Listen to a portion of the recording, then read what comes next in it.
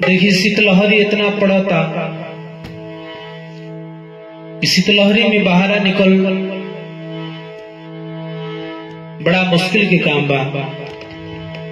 हम तो ये संदेश दे कि सब लोग अपना अपना घर में पड़ल रहो, रजाई में पड़ के सीताराम सीताराम सीताराम जपत रहो, राम नाम धुन पियत रहो। यही से सब कर भलाई बमार से बहरी निकलला पर लागत कि जाने चल जाई, काहे कि मौसम ये है वो चीज के ठंडा ना पड़े तो वो काहे कि प्रकृति के व्यवस्था बा ये जरूरी बाटे। लेकिन अरे निकले के मान नहीं, अरे कौने घर के बहरी हो,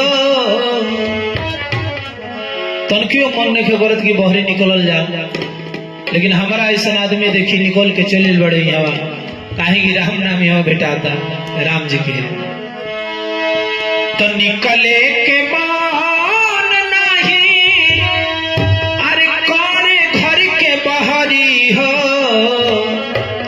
लागता की जान लेके मानी शीतलहरी हो, लगता की जान लेके मानी शीतलहरी हो, लगता की जान लेके निकले के मान नहीं, करे घर के बहरी हो, निकले के मान नहीं, करे घर के बहरी हो, लगता की जान लेके मन शीतलहरी हो, लगता की जान लेके मन शीतलहरी हो।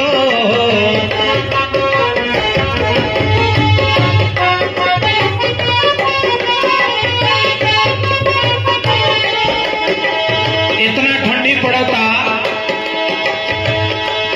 अरे ठंडी इतना ज्यादा पड़े सभे परेशान बा, ठंडी इतना ज्यादा पड़े आधी रात आधी सुबहरिया बहे बंधले लोग कान बा।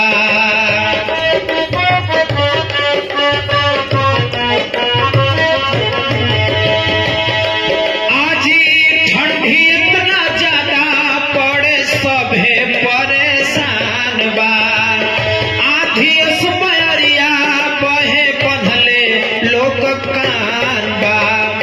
चल के न मान करे तनिको भी डहरी हो, चल के न मान करे तनिको भी डहरी हो, लगता कि जान लेके मानी शीतलहरी हो, लगता कि जान लेके मन शीतलहरी हो।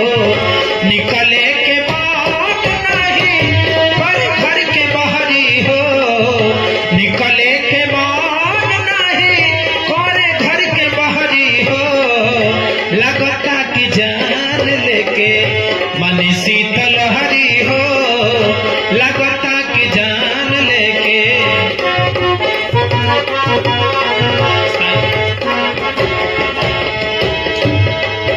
भगवान से यह निवेदन करेंगे बाप कि हे प्रभु ठंडा को पड़ी, लेकिन तनी अपन सेवकन पर ध्यान दें, जीव जंतु सब रौरे शरण में बाड़े।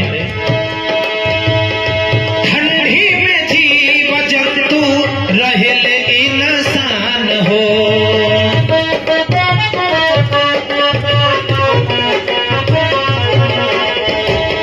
सब कर सुरक्षा करी है सुना भगवान हो।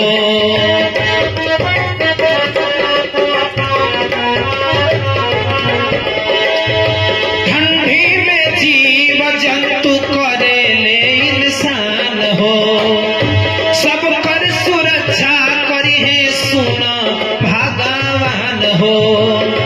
पूनम नबीनदार कहे रात या दोपहरी हो, चंदन राम जी कहे रात या